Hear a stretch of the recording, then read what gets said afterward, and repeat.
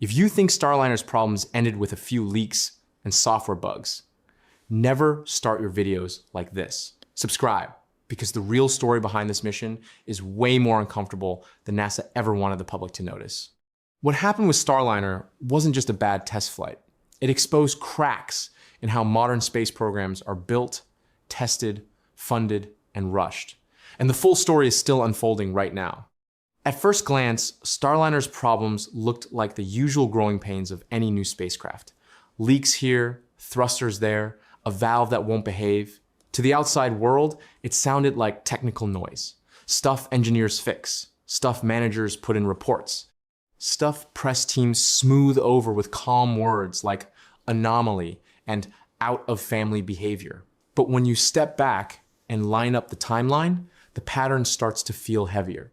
Boeing's Starliner program was meant to be simple in concept. Build a capsule, test it without people, test it with people, fly crews to the International Space Station. That's it. The same job SpaceX's Crew Dragon now does on a routine schedule.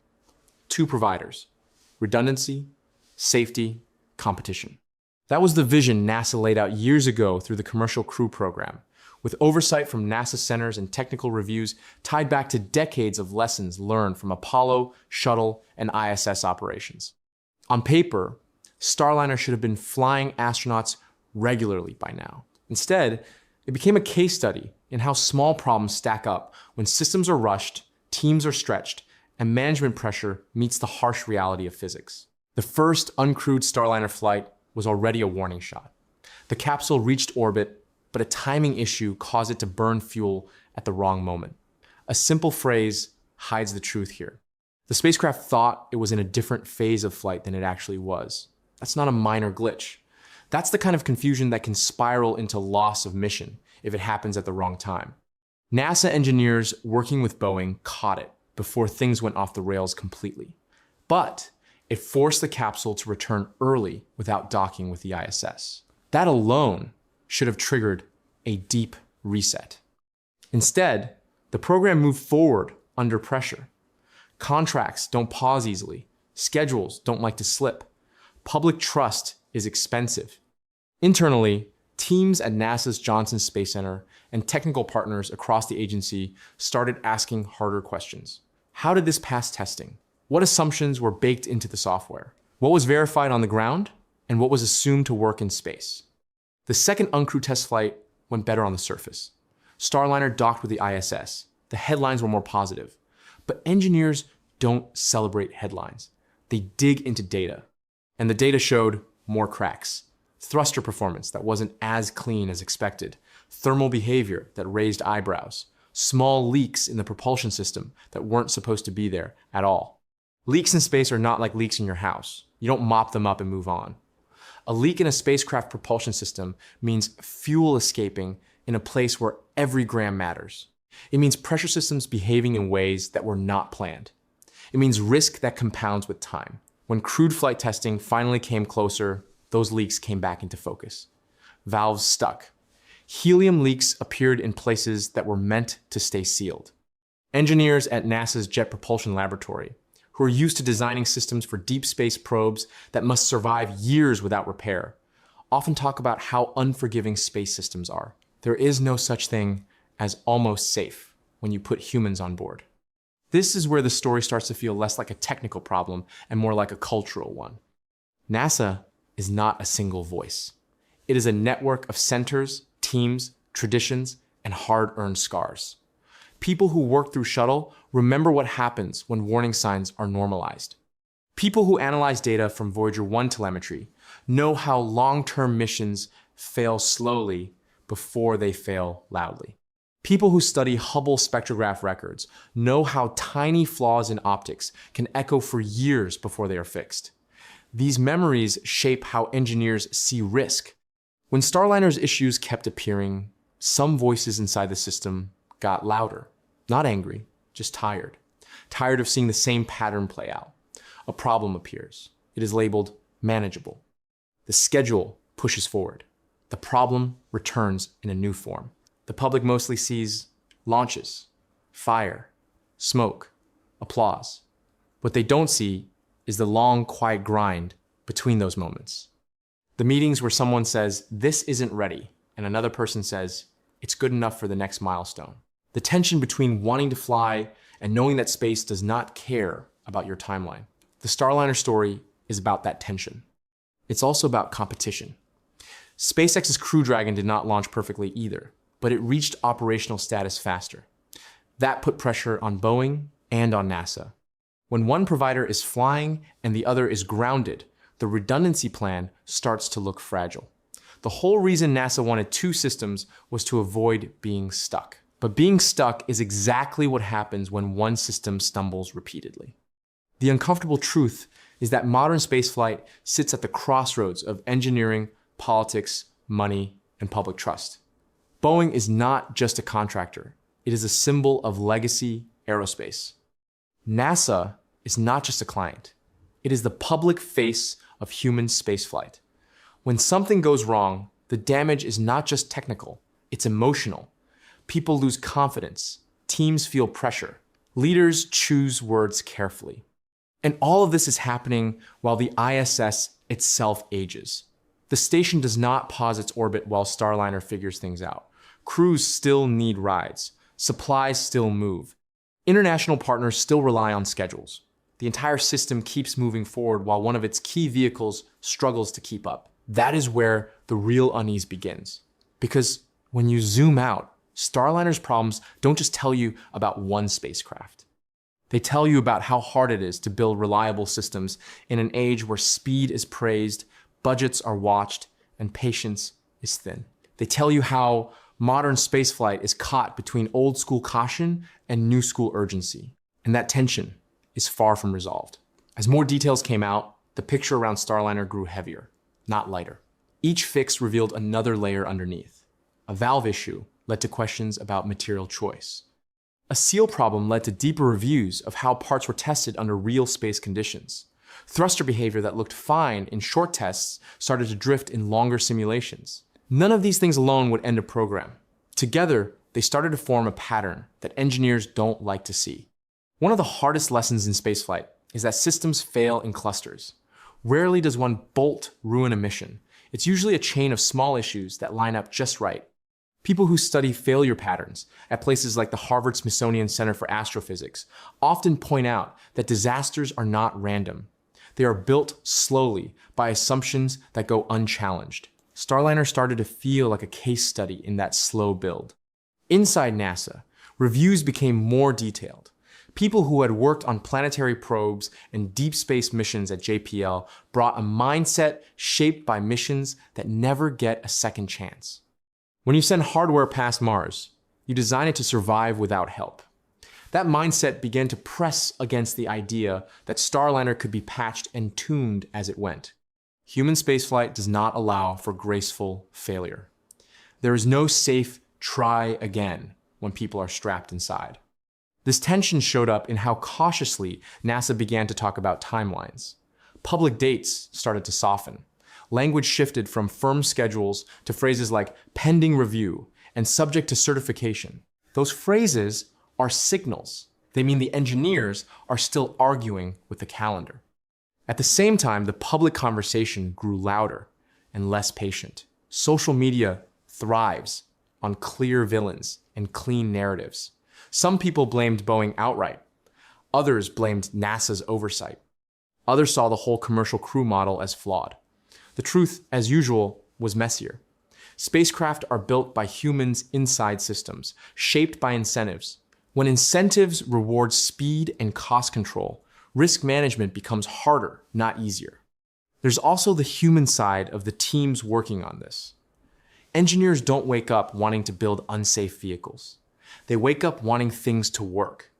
When problems pile up, morale takes a hit. People start to second-guess earlier decisions. New eyes come in and ask why something was done that way in the first place. That can be healthy, but it can also slow progress when every assumption is reopened. This slowdown is painful in the short term. In the long term, it's often the only way programs survive. The Space Shuttle program learned this the hard way. After early tragedies, safety culture became heavier. Reviews got longer. Flights became more cautious. Progress slowed, but the cost of not slowing down was far worse. Those lessons still echo in meeting rooms today, even when no one says their names out loud. Starliner sits inside that shadow. Every leak and valve issue carries the weight of past failures in human spaceflight. No one wants to be the person who signed off too early. That fear shapes decisions. It stretches schedules. It frustrates managers. It protects crews. And then there's the quiet pressure of comparison. Crew Dragon flying regularly makes Starliner's delays feel louder. The contrast is not just technical, it's cultural. Two different companies, two different development styles, two different ways of handling risk. The success of one highlights the struggle of the other, even when the problems are not directly comparable. All of this feeds into a growing question that doesn't get asked out loud very often. How much complexity can modern human spaceflight tolerate before the system itself becomes the risk? As spacecraft become more software-driven, more interconnected, more dependent on layers of checks, the space for simple, robust design shrinks. The margin for human error grows in strange ways. A bug in code can ripple faster than a crack in metal. This is not just Starliner's problem. It's a problem facing every future crewed system, from lunar landers to Mars transport concepts. The Starliner story feels sharper because it is happening in real time, with astronauts waiting on the ground and a station waiting in orbit. The real discomfort comes from realizing that there is no clean villain here. There is only a system struggling to balance ambition with caution, speed with safety, pride with humility. As delays stretched on, the story of Starliner quietly shifted from a technical hurdle to a trust problem. Trust is fragile in spaceflight. It's built on patterns of success, on vehicles that fly, land, and fly again without surprises. When surprises keep showing up, even small ones, trust thins out. Engineers start to watch telemetry with a tighter jaw. Mission managers read reports twice. Astronauts who never say fear out loud ask sharper questions in briefings. Those questions matter. Crews are trained to live with risk, not to ignore it. Many of them have backgrounds that trace back to test flying and high-risk research environments. They understand what it means to strap into something that may fail. What they don't accept is uncertainty that feels avoidable. Starliner's issues began to feel like that kind of uncertainty. Not the kind born of pushing new frontiers, but the kind born of systems that were not fully aligned from the start. Behind closed doors, reviews dug into how Starliner was built. Not just the hardware, but the process. How requirements were written, how software was tested, how changes were tracked. These process questions sound boring to the public, but they decide whether a spacecraft becomes routine or remains a question mark. People who work on large observatories, like the Vera Rubin Observatory or the Keck Observatory, know this pain well. Complex systems fail most often at the seams where teams meet, not at the center of any single design. The deeper those reviews went, the more the story began to echo older NASA lessons. After Apollo, after Shuttle, after early ISS construction, the agency learned that culture shapes outcomes as much as engineering does. When schedules become immovable, risk tends to bend instead. When cost pressure rises, testing can shrink in subtle ways. No one announces these shifts. They happen quietly, one meeting at a time. Starliner became a mirror for those tensions. It reflected back the challenge of doing human spaceflight in an era where the public expects rapid progress and the budget world expects tight control. Space does not care about either of those expectations. It demands patience and excess margin. Every time Starliner failed to meet a milestone cleanly, that mismatch between expectations and reality became harder to ignore. Meanwhile, the ISS continued its slow, graceful decay, not physically falling apart, but aging in the way all complex machines do. Every year in orbit adds wear. Every crew rotation depends on reliable transport. The station is not eternal. The clock is ticking, even if it ticks quietly. Delays in one crew vehicle tighten the whole system's flexibility. Redundancy becomes thinner. Options shrink. This is where the emotional weight of the Starliner story really sits. It's not just about one capsule. It's about a narrowing window. The ISS is a shared human project that took decades to build. Its final years deserve stable, boring transportation. Not drama, not uncertainty, just quiet reliability. Starliner was meant to be part of that boring reliability. Instead, it became a question mark at the exact moment when certainty matters most. People inside NASA feel this. They don't say it in press releases, but they feel it. The frustration of wanting the system to work, the worry of knowing it's not ready, the pressure of being watched by a public that often confuses speed with progress. Starliner's struggle has forced a slow, uncomfortable conversation about what ready actually means in modern spaceflight. Is ready when the checklist is complete, even if the checklist keeps changing? Is ready when tests pass, even if the test did not fully capture real conditions? Or is ready when the system has surprised you enough times that no new surprises are left? That last definition is brutal. It means you learn by failing until failure runs out. In spaceflight, that kind of learning has limits. Some failures are too expensive to allow, and so the waiting continues. Waiting in space programs is never empty time. It's filled with analysis, quiet redesigns, and long arguments over small details that decide big outcomes. While the public sees delay, teams see opportunity to catch what was missed. But opportunity only feels like a gift when there is enough room to use it well. Under pressure, even extra time can feel like another burden. As Starliner sat grounded, test data piled up. Engineers replayed sequences frame by frame. Valve behavior was modeled under wider temperature ranges. Propulsion systems were run through longer cycles. Software teams walked through decision trees to see how small timing mismatches could grow into larger errors. Each pass through the data uncovered things that had looked fine before. This is how complex systems reveal themselves. Not all at once, but layer by layer. There's a phrase engineers use. You don't really know a machine until it breaks in front of you. Starliner has broken in front of us in slow motion. Not in one catastrophic moment, but in a series of small refusals to behave exactly as designed. That kind of failure is harder to dramatize, but it is more honest. It forces humility.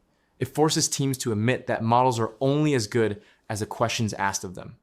This humility is part of why NASA still leans on long-standing partnerships with research groups at universities and observatories. Cross-checking assumptions with outside experts helps surface blind spots. The same culture that leads astronomers to compare James Webb Space Telescope data with Hubble spectrograph records or older Arecibo legacy data for consistency is now being applied to human spaceflight systems. Different eyes see different risks. At the same time, the financial side of spaceflight keeps ticking. Contracts are renegotiated, costs rise, headlines focus on overruns and delays. Those stories matter to taxpayers, but they often miss the deeper point. Spaceflight is not a factory line. You can't simply tighten bolts faster to make it safer. The things that fail tend to fail at the edges of what you tested. The more complex the system, the more edges it has. There's also a quiet shift happening in how younger engineers view programs like Starliner. Many of them grew up watching rockets land themselves and spacecraft dock with the ISS as if it were routine. The idea that human spaceflight could stumble this publicly feels strange to them. It challenges the smooth story of progress, but it also teaches something important. Progress is not a straight line. It bends. It doubles back. It stalls. The bend is not a failure. The failure is pretending the bend isn't there. Starliner's slow progress is becoming part of the training of a new generation of spaceflight engineers. They are learning how to live with scrutiny, how to speak honestly about risk, and how to push back when timelines threaten to outrun reality. These lessons will echo into future programs, from lunar landers to deep space habitats. The scars of one program shape the caution of the next. There's also a deeper question forming beneath the technical noise. What does success look like for Starliner now? Not the original promise, not the early schedule, not the clean narrative of two providers flying in parallel. Success now looks quieter. A single safe crewed mission, a vehicle that docks without drama, a return that does not create new questions. Boring, in the best possible way. Boring is the gold standard of human spaceflight. Rockets that launch on time and land safely become background noise. That background noise is built on years of unglamorous work. Starliner has not reached that stage yet. It is still loud in all the wrong ways. The tension is that the longer a system stays loud, the harder it is to trust it when it finally goes quiet. There's a quiet psychological cost to programs that struggle in public. Engineers carry the weight of knowing that every slip becomes a headline. Managers carry the weight of balancing transparency with pressure from above. Astronauts carry the weight of being patient while knowing that patience does not erase risk. This emotional layer rarely shows up in reports, but it shapes decisions in subtle ways. When a system like Starliner stumbles, people begin to read its data differently. Every normal fluctuation starts to feel suspicious. Every small deviation becomes a warning sign. This heightened sensitivity can be good for safety, but it can also create paralysis if teams become afraid to move forward at all. The challenge is finding the line between healthy caution and frozen progress. NASA has lived on that line before. The agency's long memory includes moments when warnings were missed and moments when warnings were heeded. Those memories do not fade. They shape review boards, flight readiness meetings, and the tone of technical debates. When Starliner comes up in these rooms, it carries the weight of those memories even if no one mentions them. There's also the matter of public trust. Spaceflight relies on support that comes from people who may never read a technical report. They see images, hear brief explanations, and decide whether they believe the system is being handled with care. When stories about leaks and delays repeat, confidence erodes. Not because people think engineers are careless, but because repetition suggests a pattern of unresolved issues. This erosion matters. Public support influences budgets. Budgets influence how much testing can be done. Testing influences safety. The loop is real. A shaky narrative can become a technical problem over time if it starves programs of the resources they need to fix themselves properly. At the same time, the Starliner story has sparked valuable conversations outside of NASA. Universities and research centers have begun using it as a case study in systems engineering and risk management. It sits alongside older examples from aviation and spaceflight, teaching students how good intentions can be undone by complex interactions. Places that train engineers who later work with data from the European Southern Observatory or analyze spectra from the James Webb Space Telescope are also training people who will one day build crewed vehicles. The culture of careful review moves between fields more easily than people realize. This cross-pollination of lessons is one of the quiet strengths of the space community. People move from planetary science to human spaceflight, from observatories to mission design, from software for telescopes to software for capsules. The same habits of mind carry over. Question assumptions, test edges, expect surprises. Starliner is now part of that shared memory. It is a reminder that even with decades of experience, building safe, human-rated spacecraft is still hard. The physics does not change, but the systems we build to deal with physics do. They grow more complex, more interdependent, more sensitive to small failures.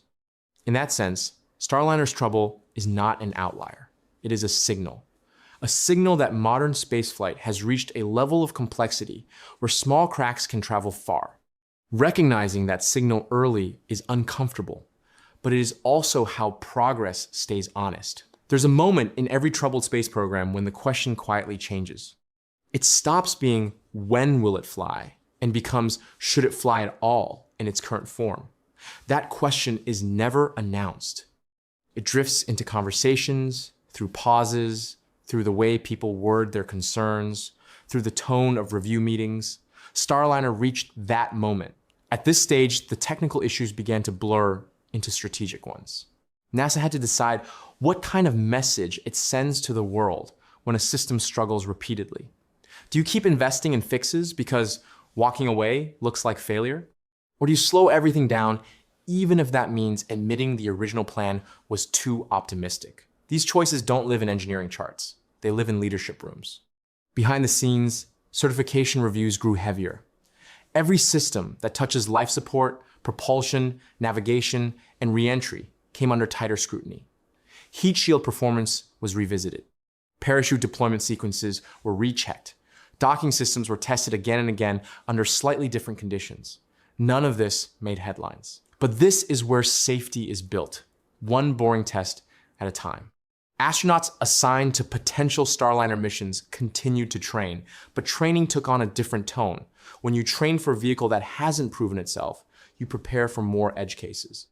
You rehearse what happens when systems don't behave as expected. This is not fear. This is professionalism. Test pilots don't assume the machine will save them. They assume they may have to save the machine. This is where the human side of the story sharpens.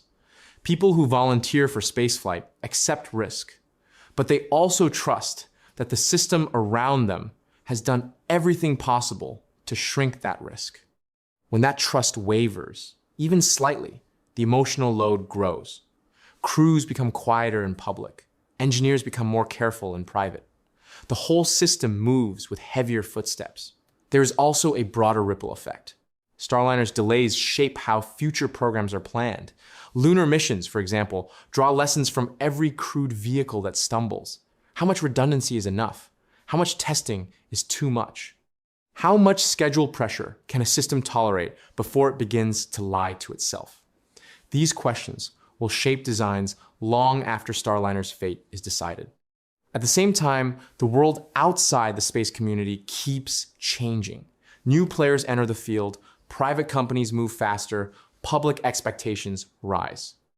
The contrast between smooth launches and troubled programs grows sharper. This contrast feeds a narrative that speed equals competence. In reality, speed and competence are often at odds in high-risk systems. Starliner sits in that uncomfortable space between wanting to move forward and needing to move carefully. The longer this tension lasts, the more it reshapes the meaning of success for the program. Success is no longer about being first or even being competitive. It becomes about being safe enough to fade into the background, to become unremarkable, to stop being a story. That is a strange goal for a spacecraft. But in human spaceflight, the highest compliment is silence. As reviews dragged on, another quiet truth surfaced. Fixing hardware is often easier than fixing confidence. A valve can be redesigned, a seal can be replaced, code can be rewritten. But the feeling that something might still be hiding in the system is harder to erase. Once doubt enters a program, it lingers in the corners of every decision. This lingering doubt changes how people interpret new data. When a test finally passes cleanly, the reaction is not relief. It's suspicion. People ask what wasn't tested this time. What condition wasn't simulated? What edge case slipped through? That kind of thinking can slow progress, but it can also save lives. In spaceflight, progress that moves too fast can turn into regret that lasts forever. The Starliner story has also exposed how dependent modern missions are on layers of software. Hardware failures are visible. Software failures hide until the worst moment. The first uncrewed flight showed how a timing error could cascade into mission risk. That lesson has echoed through every review since. Software teams now walk through scenarios where clocks drift, sensors disagree, and data arrives late.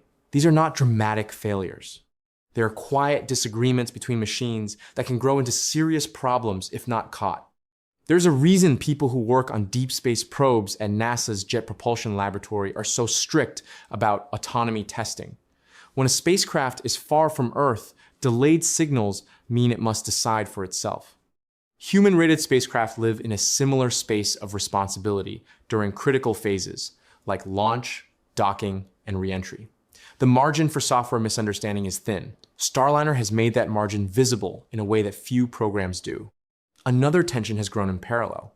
The question of how much transparency is healthy. Too little, and the public feels misled. Too much, and raw technical noise can be mistaken for disaster. NASA and its partners walk this line carefully.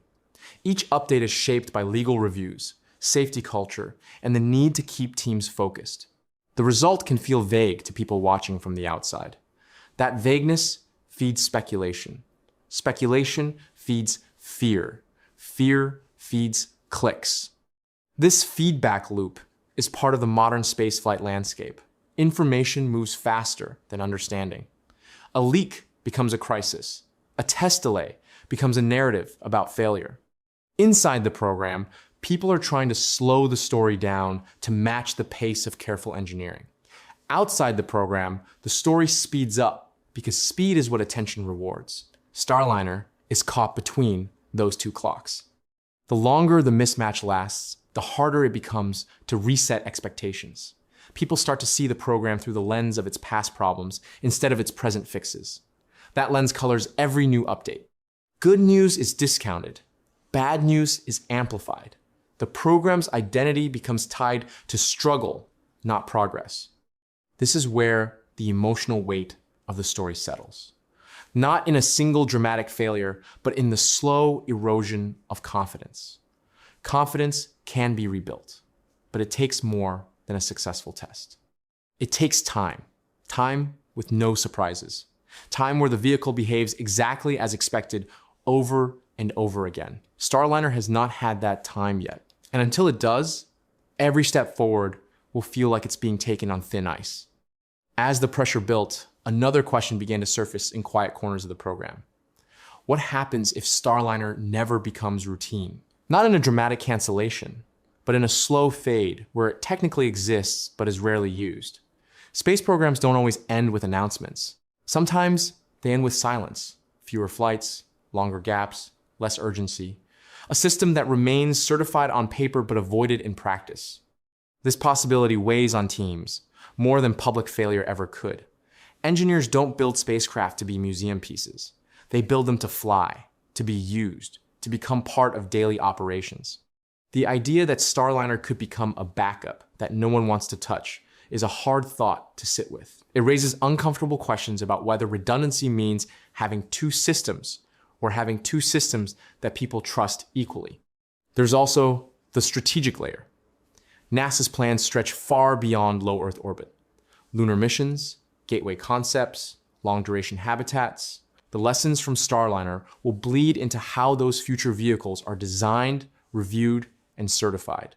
If Starliner struggles to reach routine service for the ISS, what does that imply for far more complex missions around the Moon or eventually toward Mars? The stakes scale with ambition. People who analyze mission risk across programs have noticed that trust is transferable. A vehicle that earns trust makes future designs easier to sell. A vehicle that struggles makes future proposals face steeper scrutiny. Starliner's journey is shaping how future programs will be judged before they even fly. This influence is subtle, but it lasts. There's also a broader reflection happening about how partnerships are structured. The commercial crew model was meant to share risk between NASA and private companies. In practice, when something goes wrong, the public still sees NASA's name first. That puts pressure on how oversight is handled.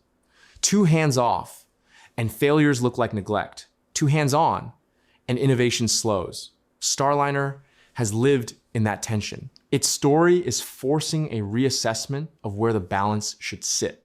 All of this leads to a quiet fork in the road. One path leads to Starliner slowly stabilizing, flying crews without drama, and fading into the background of routine spaceflight. The other path leads to Starliner becoming a cautionary tale that shapes policy more than practice. Both paths are still open. The choice between them is not made by a single test, but by a stretch of time where nothing goes wrong. That stretch of time is the hardest thing to earn in spaceflight. At some point, every program runs out of room to hide behind potential. Starliner reached that edge. The fixes had been proposed, the reviews had been done, the questions had been asked and re-asked. What remained was not another theory about what could go wrong, but the simple need for the vehicle to perform cleanly when it mattered. This is the part of spaceflight that never looks dramatic from the outside. No explosions, no countdowns, just long stretches of quiet readiness where engineers stare at screens and wait for systems to behave exactly as predicted. Clean telemetry, stable pressures, thrusters that fire and shut down when they're told, parachutes that open the same way every time, heat shields that do not surprise anyone. When a spacecraft reaches this stage, the mood inside a program changes. Conversations soften, voices lower. People stop bracing for the next shoe to drop and start bracing for the possibility that the storm might finally be passing. But that shift only happens after a run of tests, with no footnotes, no except for, no we'll look into, just clean passes. Starliner has been trying to earn that run of clean passes. What makes this harder is that human spaceflight does not allow for partial trust. You cannot say you trust a system 70%. You either put people inside it or you don't. That binary choice sharpens every debate. Engineers are trained to live in gradients of risk. Astronauts live with a go or no go. The gap between those two ways of thinking is where tension lives. As this tension peaked, leadership had to face the simplest and hardest question in the room. Are we confident enough to move forward with crews, knowing what we know now, not knowing everything, not having perfect certainty, just knowing enough to accept the remaining risk? This is where spaceflight becomes less about engineering and more about judgment. Judgment is shaped by history, the memory of past failures, the weight of names carved into plaques, the knowledge that every decision is made in the shadow of people who trusted systems that were not ready.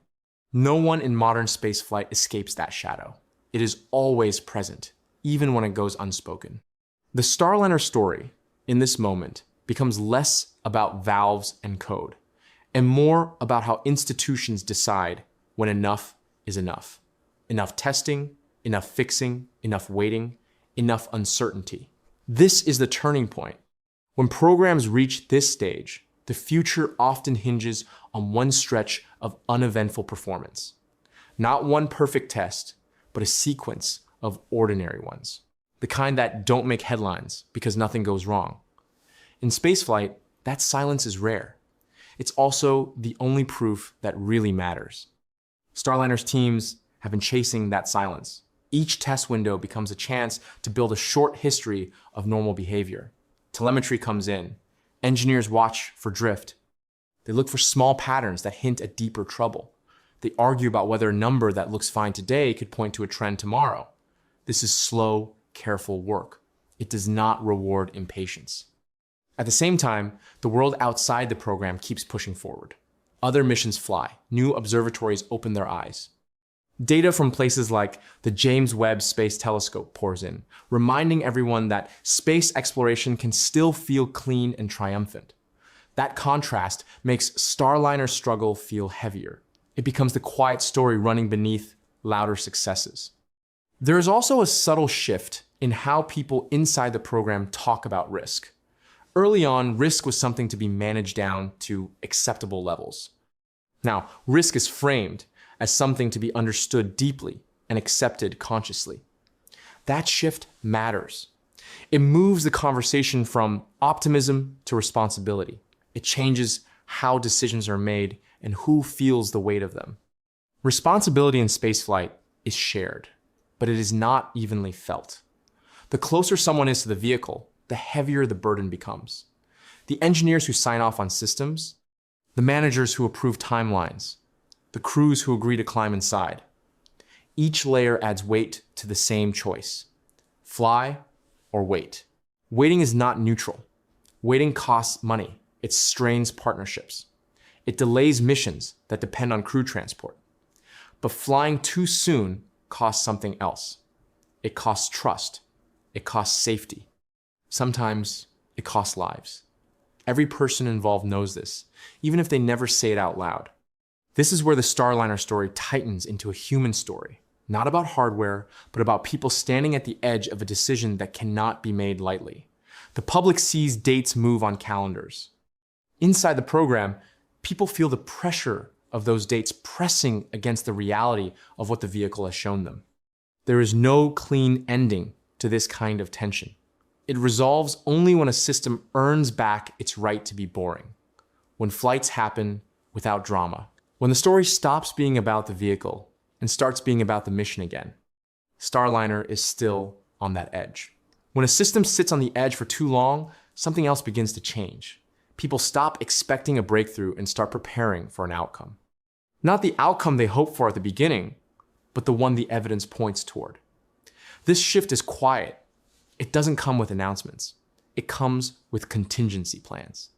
Contingency plans are the unspoken language of uncertainty. They are built when confidence is not yet strong enough to stand alone. In the case of Starliner, this meant reinforcing reliance on other crew vehicles, adjusting training schedules, and reshaping timelines for missions that were originally meant to alternate between providers. The redundancy that was supposed to feel strong now feels thin. Not because one vehicle exists, but because one vehicle is trusted more than the other. This thinning of redundancy changes how future risks are perceived. A single point of failure is no longer theoretical. It becomes a lived reality. The system can still function, but it has less room to absorb surprises. That lack of room sharpens every decision. It makes people more cautious. It also raises the cost of further delay. There is a strange feedback loop here. The more a program struggles, the more the system around it adapts to live without it. The more the system adapts, the less urgent it feels to fix the struggling program quickly. Over time, this can turn a core component into a side option, not canceled, but sidelined. Present, but not central. For Starliner, this is the quiet cliff edge. Not a dramatic failure, but the risk of becoming optional. Optional systems in human spaceflight tend to fade. They lose momentum. They lose advocates.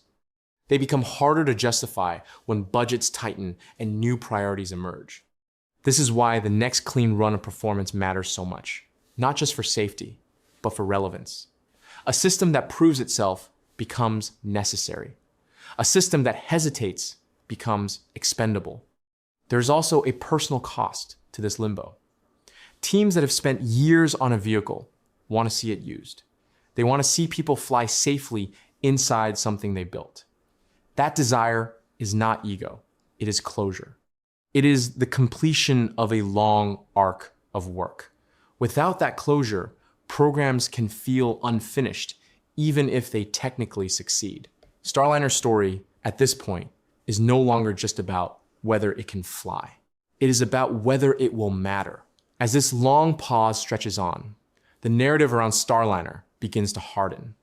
Stories get told and retold. The first software error, the missed docking, the leaks, the valves. Over time, these details blur into a single impression. This vehicle struggles. Once a story hardens like that, it becomes harder to change, even when progress is real. Reputation moves slower than hardware. Inside the program, people feel this shift. They know that every clean test is not just a technical step forward, but a small attempt to rewrite the story that is formed around the vehicle. That is a heavy burden to place on engineers. They are not just fixing systems, they are trying to rebuild trust in the idea that the system can be trusted at all. There is also a quiet pressure from the future. The ISS will not be there forever. Plans for its retirement are already being discussed. New stations are being proposed by private companies. Future platforms may not need the same crew transport solutions. That creates a narrowing window of relevance for Starliner. If it does not find its place soon, the world it was built for may change around it. This creates a strange race against time. Not the dramatic kind with countdown clocks and launch windows, but the slow kind where relevance fades quietly. Programs that miss their moment do not fail loudly. They simply arrive too late to matter in the way they were meant to. At the same time, the lessons of Starliner are already shaping how new projects are framed. Proposals emphasize clearer testing plans. Reviews demand stronger evidence of software robustness. The language of safety grows heavier. In that sense, even if Starliner never becomes routine, its struggles will echo into future designs. Its story becomes part of the culture of caution that guards human spaceflight. This is the paradox of troubled programs. They may stumble in their own mission, but they strengthen the next one. The cost is paid in the present. The benefit is felt later. The question that remains is whether Starliner will be remembered as a bridge to better systems, or as a system that found its footing just in time to become useful. There comes a point where even the most patient review process has to produce an answer. Not a perfect one, but a clear one. Either the system has shown enough calm repeatable behavior to earn the next step, or it hasn't. In Starliner's case, that answer will define whether years of effort turn into routine operations or into a long cautionary tale. This is where the tension peaks quietly. No sirens, no dramatic speeches, just a handful of decision makers looking at thick stacks of data and asking whether the remaining unknowns are acceptable. These are not technical questions anymore. They are ethical ones. How much risk is reasonable when human lives are involved? How much uncertainty can be carried forward because no system is ever truly finished? The people in those rooms carry the weight of history. They know that past programs have crossed this line too early. They also know that waiting forever is not safety. It is stagnation. The line between prudence and paralysis is thin, and it moves depending on what the data shows. For Starliner, this decision is the story's hinge. It will either be the moment the program turns the corner and begins the long, boring work of flying safely, or the moment it becomes clear that the original vision will never be realized in full. Neither outcome is dramatic in the way movies portray failure. Both are quiet. Both reshape careers, budgets, and trust. What makes this moment heavier is that it is not just about Starliner. It signals how future crewed systems will be judged. If Starliner is allowed to move forward after repeated trouble, future programs may feel pressure to do the same. If Starliner is held back longer, future programs may face higher bars that slow progress but strengthen safety. The precedent set here will echo. This is the real climax of the story. Not a launch, not a splashdown, but a choice about what standards we demand of machines that carry people beyond Earth. And that choice, once made, cannot be undone. After the hinge moment, everything that follows feels different. The same tests, the same data streams, the same quiet rooms filled with screens and people who don't speak much. But the meaning of each result changes. If the decision leans toward moving forward, every clean test feels like confirmation. If the decision leans toward holding back, every clean test feels like too little, too late. The lens through which the data is seen shapes what the data means. This is one of the hardest truths in complex systems. Facts don't speak alone. They are interpreted by people who carry memory, fear, hope, and responsibility. Two teams can look at the same numbers and feel different levels of comfort. Neither team is lying. They are weighing risk through different histories. Starliner sits in that space of interpretation. The numbers will never say safe. They will only say within acceptable limits. Acceptable limits are human choices layered on top of physics. They are negotiated, debated, revised. They change as our tolerance for risk changes. The shuttle era accepted one kind of risk. The post-shuttle era accepts another.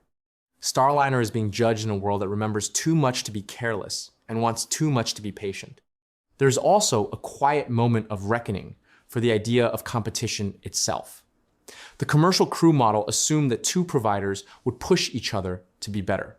In practice, competition has created contrast. One system flies, the other struggles. That contrast sharpens scrutiny rather than easing it. Instead of raising both boats equally, it has revealed how differently organizations handle complexity, testing, and feedback. That revelation is uncomfortable, but it is also useful. As the program nears its defining outcome, the people who built Starliner are forced to confront something personal. Not whether they worked hard enough, they did, but whether the system they worked within allowed the right kind of slowness when it was needed. Space does not reward hurry, it rewards care. The question is whether the structure of modern space programs still leaves enough room for that care to do its job fully. This reflection is not a failure, it is part of growth. Programs that do not reflect repeat their mistakes. Programs that reflect become slower, heavier, and safer. The cost is frustration. The benefit is lives not lost. No matter how the final calls land, Starliner has already changed the landscape of human spaceflight in quiet ways. It has forced deeper reviews of how software is certified. It has pushed teams to rethink how propulsion systems are tested over long durations, not just short bursts. It has reminded leaders that early success does not guarantee later reliability. These lessons will travel forward into future vehicles, even if Starliner itself never becomes routine. There's also a personal aftertaste to long programs like this. People measure years of their lives by milestones that slipped. They remember nights spent staring at logs, chasing bugs that refused to show themselves in simple tests. They carry the memory of being close to success and then stepping back because something didn't feel right. Those experiences don't fade. They shape how people approach every system they touch afterward. For the public, the story will likely flatten into a few lines. Delays, cost overruns, technical issues. That flattening is inevitable. Long, complex stories rarely survive intact in memory. But inside the space community, Starliner will live as a thick case study. It will be cited in training rooms. It will be referenced in design reviews. It will be remembered in the quiet nods people give when someone says, "Let's not repeat that." There's a strange dignity in that kind of legacy. Not the glory of first steps on new worlds, but the steady improvement of how we take those steps. Programs that struggle often make future programs safer. The price is paid in patience and pride. The return is paid in lives protected. This is not the ending anyone imagined for Starliner when the first glossy renders were shown to the world. But it may be the ending that matters most. Not a triumph of speed, but a hard-earned lesson in restraint. And restraint in spaceflight is often what keeps people alive. As the dust settles around the Starliner story, what remains is not just a verdict on a spacecraft, but a mirror held up to how we chase big goals. Human spaceflight has always lived between two urges. One urge pushes forward, driven by pride, curiosity, and the pull of what comes next. The other urge holds back, driven by memory, caution, and the knowledge that space does not forgive mistakes. Starliner has been pulled between these urges more visibly than most programs. There is something deeply human about that struggle. We want to move fast because waiting feels like standing still. We want to be careful because the cost of getting it wrong is unbearable. When these wants collide, progress becomes messy. It stutters. It argues with itself. It looks like failure from the outside, even when it is actually learning. The slow, grinding work behind Starliner has revealed just how fragile modern trust in institutions can be. A few visible problems can outweigh years of quiet competence. Rebuilding that trust takes more than fixes. It takes time with no drama, time where nothing goes wrong and no excuses are needed. That kind of time is hard to earn, but it is the only currency that really buys confidence. There's also a reminder here about how stories shape reality. The way Starliner has been talked about has become part of its fate.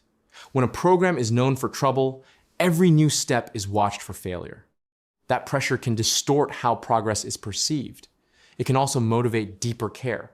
The story and the system feed each other in ways that are hard to untangle. In the end, Starliner's true impact may not be measured by how many crews it carries, but by how much it teaches us about the limits of rushing complex systems into maturity. Spaceflight is not just about reaching orbit. It is about building ways to reach orbit that can be trusted by the people who climb aboard. That trust is slow to build, easy to lose, and priceless when it holds. There is a quiet moment that comes at the end of every long technical struggle. Not a celebration, not a defeat, but a pause. A moment where the people involved look back at how far they've come and how far the original dream has shifted. Starliner's journey has stretched long enough that many of the people who began it are no longer the ones carrying it forward. New teams inherit old decisions. New leaders inherit old promises. The story becomes bigger than any single group. That passing of responsibility is one of the least visible parts of space programs. Hardware ages. Software evolves. People move on. The mission keeps going, shaped by hands that were not there at the beginning. This handoff changes how problems are felt. What once felt like a temporary setback can start to feel like a structural feature of the program. Fixing that feeling requires more than technical success. It requires a shared belief that the system can still become what it was meant to be. Whether Starliner reaches that place or not, it has already done something important. It has reminded everyone watching that spaceflight is not a solved problem. We are not just repeating old steps with better tools. We are constantly relearning how to manage risk in systems that grow more complex every decade. The lesson here is not that we should stop trying. It's that trying will always cost more time, more patience, and more humility than we think at the start. The public often sees spaceflight as a string of milestones, launches, dockings, landings. What sits between those moments is where the real story lives. The waiting, the fixing, the arguing over details that decide whether people come home. Starliner has lived almost entirely in that in-between space. That is not glamorous, it is necessary. And sometimes, the necessary work is the most meaningful part of the journey, even when it never looks like a victory from the outside. In the end, every space program leaves behind more than hardware. It leaves behind habits of thinking. Starliner has left behind a habit of caution, sharpened by discomfort. People who worked on it will carry that habit into whatever they build next. They will test edges harder. They will question timelines more loudly. They will remember how easy it is for small problems to grow when pressure smooths them over too quickly. This is how progress really moves forward. Not in clean leaps, but in bruised steps. Each stumble teaches the body how not to fall the same way again. Starliner stumbles have taught lessons that will protect crews who may never ride inside it. That is a strange kind of success. But in spaceflight, strange success is often the only kind that lasts. There's also something quietly hopeful in this story. Not because everything went right, but because things did not go wrong when they could have. Problems were caught before they became disasters. Delays, as painful as they are, exist to prevent worse endings. The absence of tragedy is easy to overlook. It doesn't make headlines, but it is the result of people choosing caution when pride would have been easier.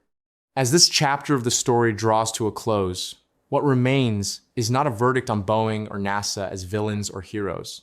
What remains is a clearer picture of how fragile the line is between ambition and care.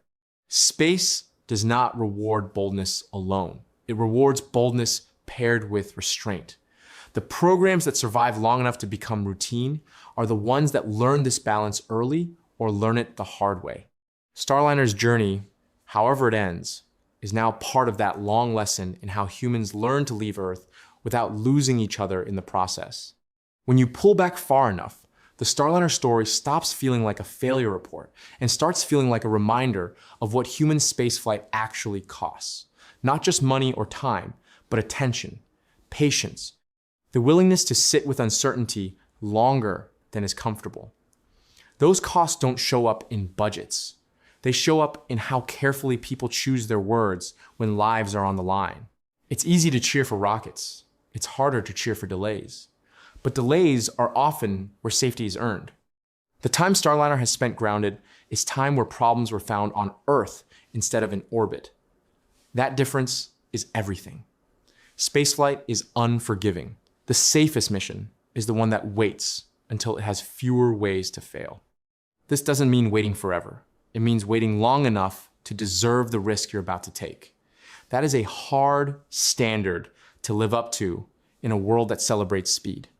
Starliner has been forced to live up to it publicly, with every misstep magnified. The discomfort of that spotlight may end up being one of the most valuable pressures the program ever faced.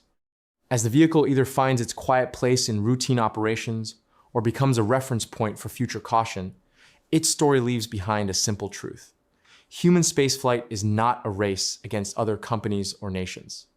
It is a long negotiation with reality. And reality does not negotiate back. The real success of any crewed spacecraft is not how fast it flies, but how reliably it brings people home. When the headlines fade and the timeline stops shifting, what remains is a quieter question for anyone who cares about spaceflight. What do we want to reward? Speed or care? Big promises or small proofs repeated until they become boring? The Starliner story forces that question into the open because it lives so long in the space between promise and proof. There is a temptation to treat troubled programs as mistakes to be erased from memory. But forgetting them is how lessons are lost. The better response is to keep them in view, not as warnings meant to scare people away from ambition, but as reminders of what ambition costs when it's honest. Starliner's costs were paid in time, in reputation, in patience. Those are painful currencies, but they are cheaper than the alternative. The people who worked on this program will carry its lessons into future missions, whether they end up designing lunar landers, deep space habitats, or the next generation of crew vehicles. The names of vehicles change. The physics does not. The habits of caution learned here will shape how future systems are judged, tested, and trusted. In that way, Starliner's influence extends beyond its own fate. It becomes part of the invisible infrastructure of human spaceflight, the culture that decides how much risk is too much, the reflex to slow down when something feels off, the courage to delay when delay is the safer choice. Those invisible structures are what keep exploration from turning into tragedy. There's a quiet kind of courage in choosing not to rush. It doesn't look heroic, it doesn't make for dramatic footage, but it is the courage that keeps people alive when machines don't behave the way we hoped they would. Starliner's story has put that kind of courage on display in a way few programs do, because its delays happened in public, under pressure, with expectations set high from the start. The public often celebrates the moment a spacecraft leaves the ground, but the harder choice is the moment a spacecraft stays on the ground when it could fly. That choice is invisible to most people. It happens in rooms with no cameras, made by people who know they will be criticized either way. Fly and risk being wrong. Wait and be accused of being slow. There is no comfortable option, only the option that seems less likely to end badly. As this story reaches its close, it leaves behind a simple image, not of a rocket in flame, but of a checklist that is finally empty. A checklist that took longer than anyone wanted to clear. That emptiness is what safety looks like in practice. Not perfection, but the absence of known reasons to say no. Whether Starliner eventually earns that empty checklist or becomes a lesson written into future designs, its journey has already shaped how human spaceflight thinks about readiness. It has made the cost of rushing visible. It has shown how hard it is to rebuild trust once it thins. And it has reminded everyone watching that exploration is not just about pushing forward. It's about knowing when to hold back. That balance is where real progress lives. In the long arc of spaceflight, most vehicles are remembered for where they went. Starliner may end up being remembered more for what it taught, not because it failed in a dramatic way, but because it struggled in a visible one. That visibility forced hard conversations that usually stay hidden. Conversations about how much testing is enough, about how much pressure is too much, about how easy it is for complex systems to drift out of alignment when speed becomes the quiet goal. These conversations will outlive this program. They will show up in design reviews for vehicles that have not even been named yet. They will shape how future astronauts are trained to question systems they depend on. They will influence how managers think about schedules when lives are at stake. In that sense, Starliner's influence stretches forward even if its own future remains uncertain. There is also a softer lesson here. Spaceflight is not built only on triumph. It is built on restraint, on the willingness to say, not yet, on the humility to accept that some problems take longer to solve than we want them to. That humility is not weakness. It is what allows exploration to continue without repeating the same losses. When people look back on this period, they may not remember every leak or delay. They will remember that there was a moment when the system had to choose between moving fast and moving carefully. The choice to lean toward care is what keeps the story from ending badly. And that may be the quiet victory in all of this. When you step away from the details of valves and software and look at the shape of the whole story, Starliner becomes less about a single capsule and more about how we learn to live with risk in a world that demands speed. The pressure to move quickly is not unique to spaceflight. It lives in medicine, in transportation, in every system where technology touches human lives. Space just makes the stakes harder to ignore. The lesson here is not that caution should paralyze progress. It's that progress without caution is just momentum, and momentum does not care what it runs into. Starliner's long road has made that difference visible in a way that's hard to look away from. It has shown how the desire to meet timelines can quietly bend the meaning of ready, and how pulling that meaning back to something honest takes time. There's a strange peace in accepting that some projects teach more through their struggle than through their success. Starliner has taught the space community how to argue better with itself, how to question schedules without being labeled obstructive, how to push back on optimism when optimism starts to blur into denial. Those are skills that don't show up on mission patches, but they save missions. As this chapter closes, the future of Starliner will be decided by whether it can finally earn a stretch of quiet reliability. If it does, it will fade into the background of routine operations, which is the highest praise any crewed vehicle can receive. If it doesn't, it will fade into the background of cautionary tales, which is not what anyone hoped for, but still serves a purpose. Either way, the story leaves us with a clearer picture of what it really means to build machines that carry people beyond Earth. What makes stories like this hard to sit with is that they don't end with fireworks. They end with decisions. Quiet ones. Decisions made by people who will never be famous for making them. The people who choose to delay a launch. The people who ask for one more test. The people who say, "Not yet," when everything around them is urging them to move on. Those choices are invisible to most viewers, but they are the backbone of safety. They are the moments when human judgment stands between ambition and consequence. Starliner's long pause has been full of those moments. Each one pushed the story away from spectacle and toward responsibility. There is a kind of maturity in learning to value those invisible moments. It means appreciating the work that prevents disaster, rather than only celebrating the moments that look bold. In spaceflight, bold moments are built on years of quiet restraint. When that restraint fails, the cost is paid in a single instant. When it succeeds, nothing dramatic happens. People come home. That is the ending every crewed program aims for.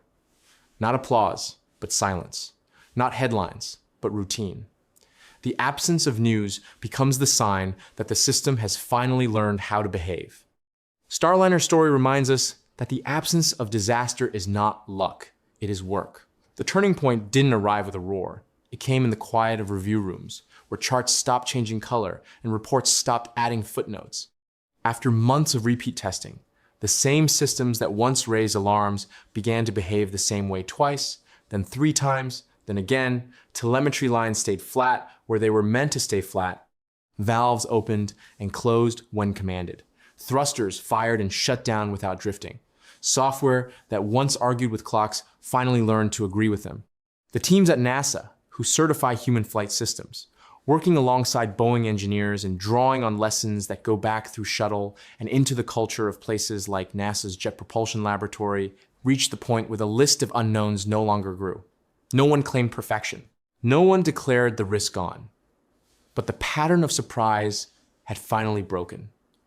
The vehicle had stopped teaching new lessons the hard way. That was the moment Starliner crossed from being a question to being a system that could, at last, be judged on its behavior instead of its promises.